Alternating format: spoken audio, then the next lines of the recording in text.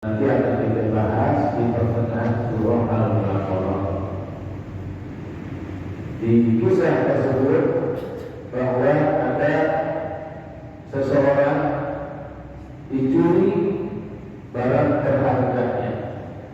Di antara barang berharga di zaman itu adalah seekor sapi. Seekor sapi.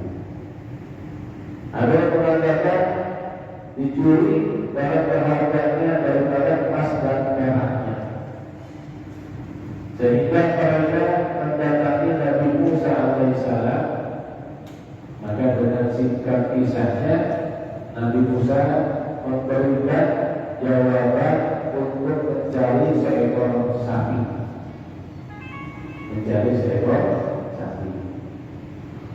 Dengan banyak cerita, maka karena kisah tersebut terdapat kisah sapi, maka dinamakan dengan surah Al-Baqarah.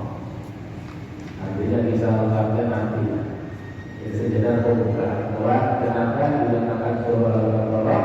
Karena di dalamnya terdapat kisah Bani Israil yang diperintahkan oleh Nabi Musa untuk mencari pencuri yang mencuri barang berharga daripada umatnya melalui mencari seekor sapi. Yang dinamakan surah Al-Baqarah. Karena Al-Baqarah adalah sapi. Yang kedua, karena menentang dan mendobrak serta memberantas kebatilan mereka-mereka yang menyembah kepada selain Allah, terutama daripada penyembah binatang. Sampai sekarang ada sebagian umat manusia yang mereka sembah bukan lagi benda, bukan lagi roh, bukan lagi Tuhan yang sebenarnya, tapi yang mereka sembah adalah sapi. Di India mereka nyembah sapi. Ya, Masya Allah, itu akal luar biasa ya. Setiap sapi lewat di depan mereka, apa itu? Yang lagi jalan langsung sujud. Sapi lewat, yang lagi jalan langsung sujud. Yang lagi naik kendaraan langsung turun di depan sapi. Maka sapi disembah-sembah. Di Islam sapi disembah dalam rangka menghidupkan syariat Nabi Ibrahim yang dilanjutkan oleh Nabi Muhammad Sallallahu Alaihi Wasallam. Inilah yang namanya akidah, yang namanya keyakinan adalah bisa rusak ya dengan lingkungan yang tidak dibekali dengan ilmu pengetahuan. Baik, di antara keistimewaan surah Al-Baqarah ini banyak tadi dijelaskan, terutama di akhir-akhir surah Al-Baqarah yang sering kita baca pada acara tahlilan. Lillahi ma fis samawati wa ma fil ardi wa in tad'u fi anfusikum aw tukhfuhu yuhasibukum bihi billah. Kata Nabi, barang siapa yang membaca akhir surah Al-Baqarah sebelum tidur akan terjaga sampai pagi. Dalam satu riwayat, di antara keistimewaan surah Al-Baqarah adalah apabila dibacakan pada satu surah tersebut yang berjumlah 286 ayat, 200. Kalau kita harus menempati satu tempat, tentu sebelum kita itu ada makhluknya yang menempati. Agar kita yang menempati rumah tersebut merasa nyaman, merasa tenang, maka bacakan daripada surah Al-Baqarah. Ini antara keistimewaan surah Al-Baqarah. Dalam tafsir Munir, surah Al-Baqarah ini termasuk surah Madaniyah. Surah Madaniyah yang diturunkan di kota Madinah Al-Munawwarah. Jadi dalam Al-Quran itu setiap surah itu pasti dinamakan surah Makkiyah yang diturunkan di kota Makkah atau surah Madaniyah yang diturunkan di kota Madinah. Ada juga dinamakan surah Makkiyah karena diturunkan sebelum hijrah Nabi Muhammad sallallahu alaihi wasallam. Sedangkan surah Madaniyah termasuk daripada surah Al-Baqarah diturunkan setelah hijrahnya Nabi Muhammad sallallahu alaihi wasallam. Jadi surah Al-Baqarah ini full diturunkan di kota Madinah setelah hijrahnya Nabi Muhammad sallallahu alaihi wasallam. Terdapat 286 ayat. Ini penting kita tulis karena dalam tafsir Munir Syekh Nawawi yang pernah kita pelajari sebelumnya, di antara keunikan tafsir tersebut, setiap surah beliau pasti menyebutkan status surah tersebut, apakah Makkiyah atau Madaniyah. Yang kedua, jumlah ayatnya. Yang ketiga, jumlah kalimatnya. Bayangin, sampai seperti itu beliau menghitung setiap kalimat-kalimat pada setiap surah. Dan juga yang terakhir dan paling hebat, menghitung daripada jumlah ayatnya. Ini boleh. Pertama, Al-Baqarah terdiri daripada 286 ayat. 286 ayat. Yang kedua, terdiri dari 6.244 kalimat. 6.244 kalimat.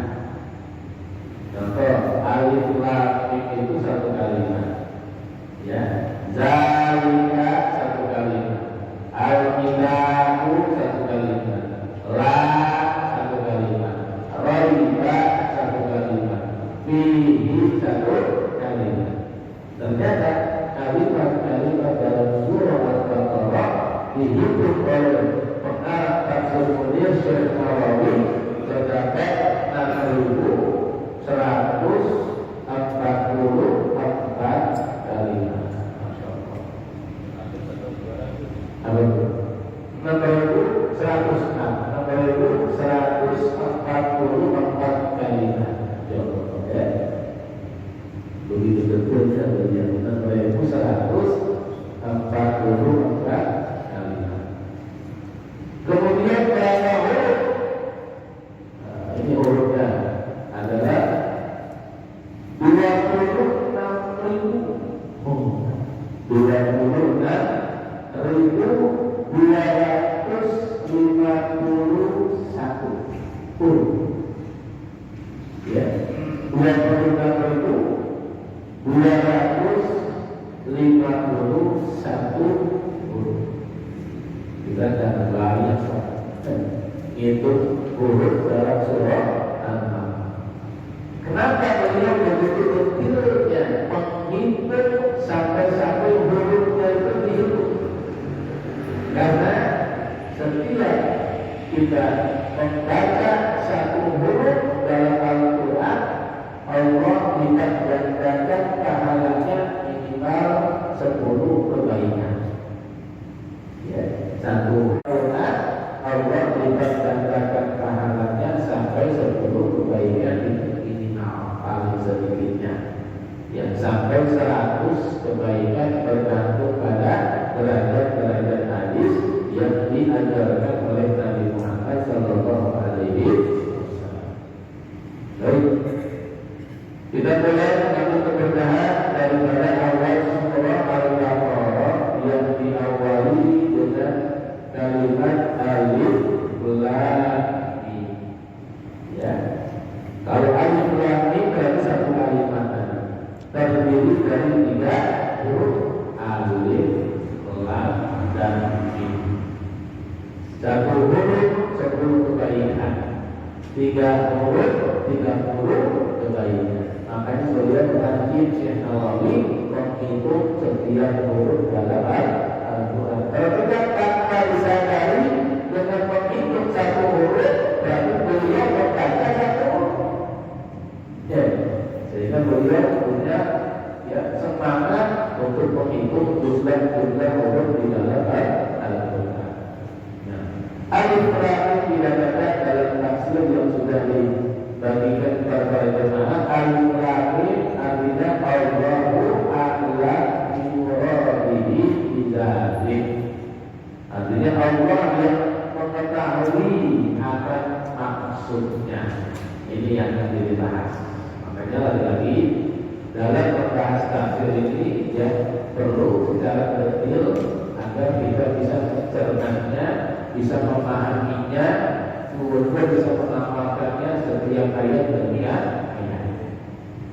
Sebagian besar ulama tafsir selalu mentafsirkan awal surah daripada Al-Quran dengan berbagai macam kalimat, di antaranya alif lam mim, kemudian ha mim, alif lam ra, alif lam mim ra, ya kan?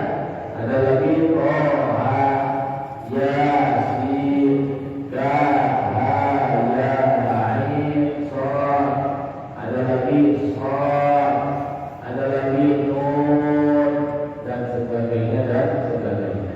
Ini namanya awalul surah, yaitu ayat-ayat pertama di dalam surah. Ya. Kenapa tidak dilakukan secara detail alif lam mim tersebut? Maka sebagian besar ulama hanya mengartikan Allahu a'lam bi muradihi, hanya Allah yang tahu makna daripada kalimat-kalimat tadi alif lam mim, ha mim dan sebagainya. Dalam kitab tafsir Syekh Nawawi dikatakan bahwa setiap huruf dalam kitab suci, dari mulai kitab suci sebelumnya, dari mulai kitab Zabur, kitab Taurat, kitab Injil, termasuk kitab Al-Quran, ini memiliki rahasia Allah, ilmu Allah.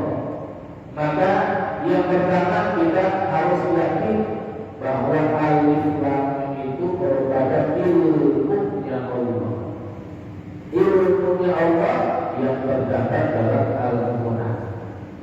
Jadi kalau pengen tahu ilmunya Allah, maka ayat pertama saja surah. Karena ilmunya Allah ini kita tahu maknanya.